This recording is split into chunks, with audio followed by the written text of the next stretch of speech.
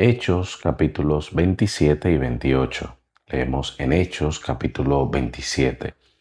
Cuando se decidió que habíamos de navegar para Italia, entregaron a Pablo y algunos otros presos a un centurión llamado Julio, de la compañía Augusta, y embarcándonos en una nave andramitena que iba a tocar los puertos de Asia, zarpamos, estando con nosotros Aristarco, macedonio de Tesalónica.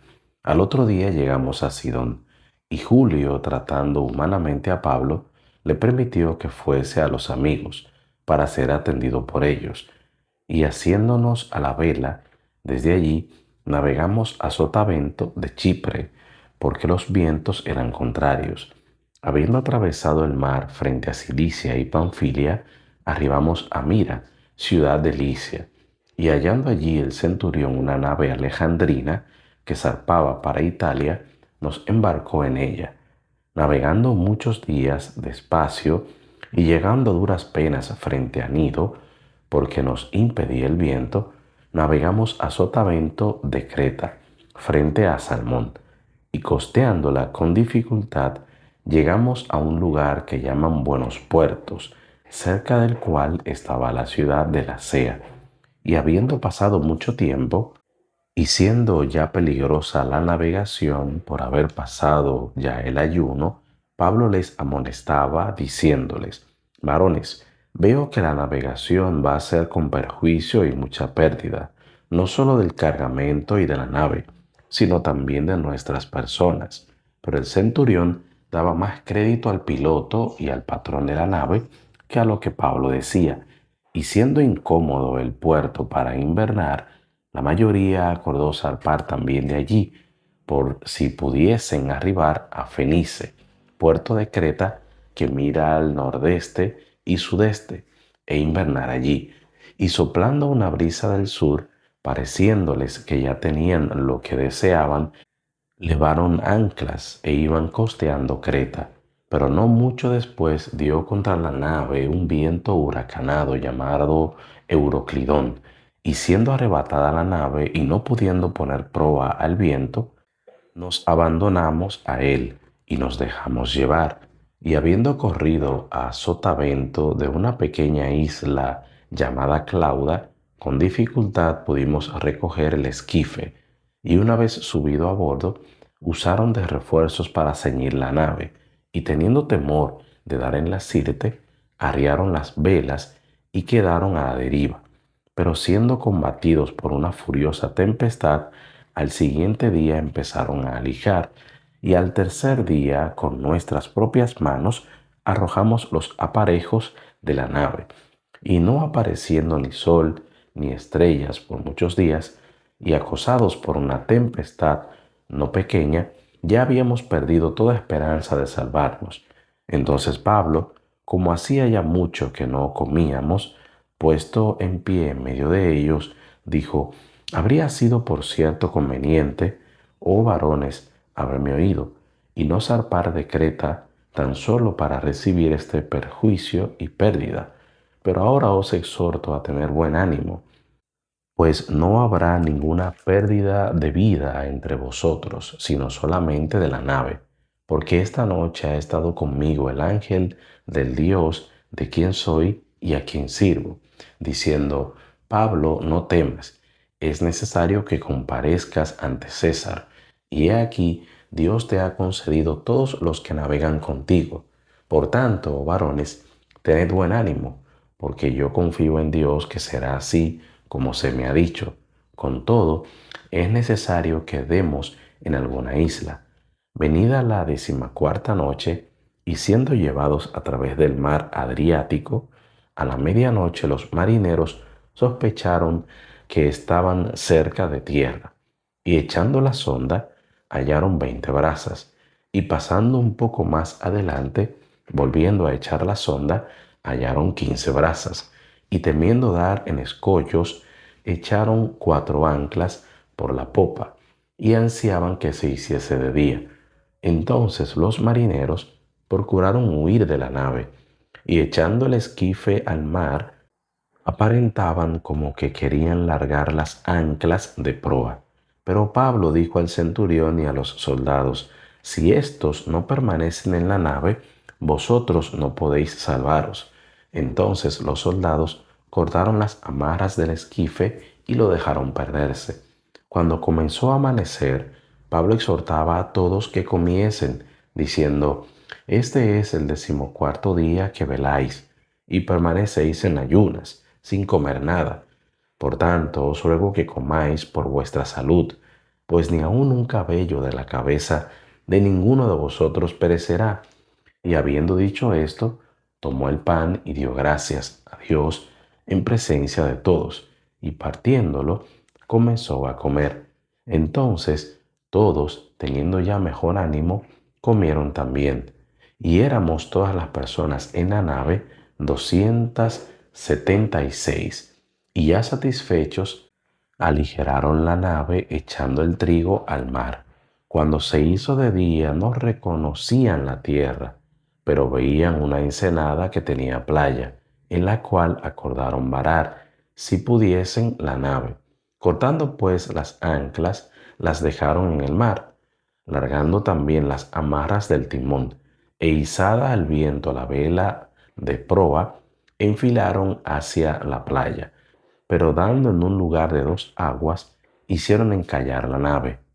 Y la proa hincada quedó inmóvil, y la popa se abría con la violencia del mar. Entonces los soldados acordaron matar a los presos, para que ninguno se fugase nadando. Pero el centurión, queriendo salvar a Pablo, les impidió este intento, y mandó que los que pudiesen nadar se echasen los primeros y saliesen a tierra, y los demás, parte en tablas, parte en cosas de la nave. Y así aconteció que todos se salvaron saliendo a tierra. Hechos capítulo 28.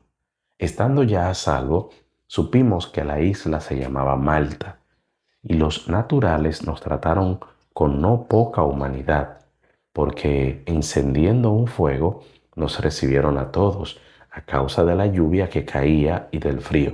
Entonces, habiendo recogido Pablo algunas ramas secas, las echó al fuego, y una víbora, huyendo del calor, se le prendió en la mano. Cuando los naturales vieron la víbora colgando de su mano, se decían unos a otros: ciertamente este hombre es homicida, a quien, escapando del mar, la justicia no deja vivir. Pero él, sacudiendo la víbora en el fuego, ningún daño padeció. Ellos estaban esperando que él se hinchase o cayese muerto de repente. Mas habiendo esperado mucho y viendo que ningún mal le venía, cambiaron de parecer y dijeron que era un dios. En aquellos lugares había propiedades del hombre principal de la isla, llamado Publio, quien nos recibió y hospedó solícitamente 3 días. Y aconteció que el padre de Publio estaba en cama, enfermo de fiebre y de desintería, y entró Pablo a verle, y después de haber orado, le impuso las manos y le sanó. Hecho esto, también los otros que en la isla tenían enfermedades venían y eran sanados, los cuales también nos honraron con muchas atenciones, y cuando zarpamos nos cargaron de las cosas necesarias. Pasados 3 meses, nos hicimos a la vela en una nave alejandrina que había invernado en la isla, la cual tenía por enseña a Cástor y Pólux. Y llegados a Siracusa, estuvimos allí 3 días. De allí, costeando alrededor, llegamos a Regio. Y otro día después, soplando el viento sur, llegamos al segundo día a Puteoli, donde habiendo hallado hermanos, nos rogaron que nos quedásemos con ellos 7 días, y luego fuimos a Roma, de donde, oyendo de nosotros, los hermanos salieron a recibirnos hasta el foro de Apio y las 3 tabernas. Y al verlos, Pablo dio gracias a Dios y cobró aliento. Cuando llegamos a Roma, el centurión entregó los presos al prefecto militar, pero a Pablo se le permitió vivir aparte, con un soldado que le custodiase. Aconteció que 3 días después, Pablo convocó a los principales de los judíos, a los cuales, luego que estuvieron reunidos, les dijo: yo, varones hermanos, no habiendo hecho nada contra el pueblo, ni contra las costumbres de nuestros padres, he sido entregado preso desde Jerusalén en manos de los romanos, los cuales, habiéndome examinado, me querían soltar por no haber en mí ninguna causa de muerte. Pero oponiéndose los judíos, me vi obligado a apelar a César, no porque tenga de qué acusar a mi nación. Así que por esta causa os he llamado para veros y hablaros, porque por la esperanza de Israel estoy sujeto con esta cadena. Entonces ellos le dijeron, nosotros ni hemos recibido de Judea cartas acerca de ti, ni ha venido alguno de los hermanos que haya denunciado o hablado algún mal de ti, pero querríamos oír de ti lo que piensas, porque de esta secta nos es notorio que en todas partes se habla contra ella. Y habiéndole señalado un día, vinieron a él muchos a la posada, a los cuales les declaraba y les testificaba el reino de Dios desde la mañana hasta la tarde, persuadiéndoles acerca de Jesús, tanto por la ley de Moisés como por los profetas. Y algunos asentían a lo que se decía, pero otros no creían. Y como no estuviesen de acuerdo entre sí, al retirarse, les dijo Pablo esta palabra. Bien habló el Espíritu Santo por medio del profeta Isaías a nuestros padres, diciendo, Ve a este pueblo y diles, de oído oiréis y no entenderéis, y viendo veréis y no percibiréis, porque el corazón de este pueblo se ha engrosado, y con los oídos oyeron pesadamente, y sus ojos han cerrado, para que no vean con los ojos, y oigan con los oídos, y entiendan de corazón, y se conviertan, y yo los sane. Sabed pues que a los gentiles es enviada esta salvación de Dios, y ellos oirán. Y cuando hubo dicho esto, los judíos se fueron, teniendo gran discusión entre sí.